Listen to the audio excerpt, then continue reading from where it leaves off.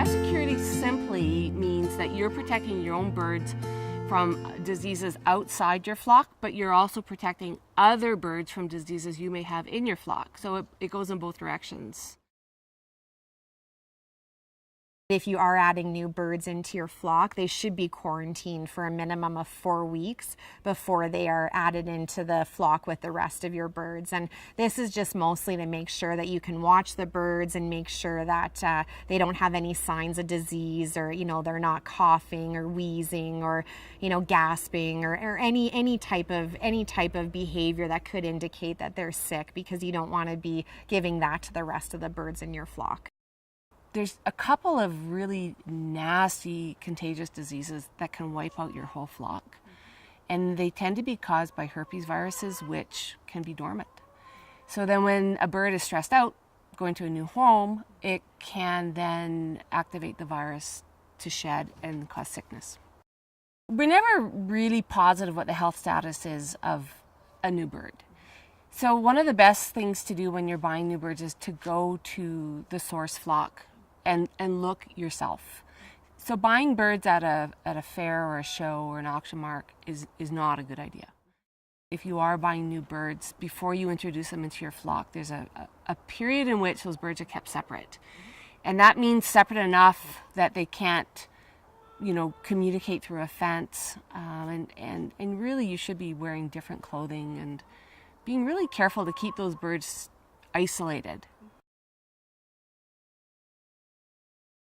For people who are in the country, they may have a separate outbuilding and attached, fenced area so that the birds can be well away from the existing flock. In the city, what we recommend people do is get a dog kennel, so a plastic dog kennel, and some sort of they call them X-pens. They're little panels of wire panels that can go around that, so they can go outside, and you can tarp it so they can't escape. But then you can really set that up wherever you need to. If it's nice, it can be outside. Some people will incorporate that into a garage. There's not a lot of diseases that hens have that are transmissible to humans. Probably the most common one that people are familiar with is salmonella. Trying to ensure that kids aren't kissing the chicks, bringing them up near their face is important. And good old common sense, hand washing.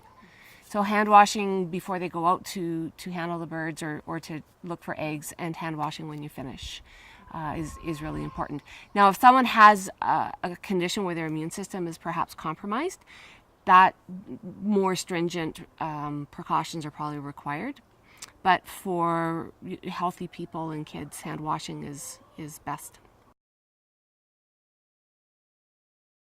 I would set up a foot bath. Or provide plastic boots to go over top of their footwear, and insist that people wash hands and disinfect before coming and then when leaving. Within the city, the friends that I have who have hens, I don't go into their backyards and see their coops or their hens, because that's maybe a little bit extreme, but I don't want to risk either infecting their birds or having their birds infect mine. I use separate boots and overclothes when I do my birds, and I try not to then walk around town with them.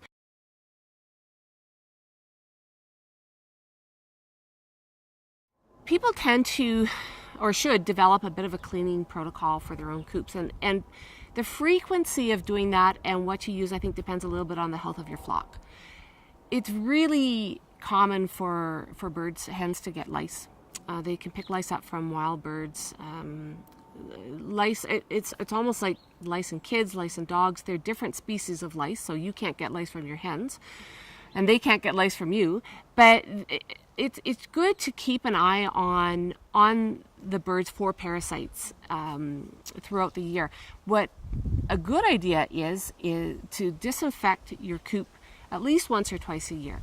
So remove all the organic material, the bedding, clean it super well, and then with a pressure washer if possible, and then apply some sort of a disinfectant.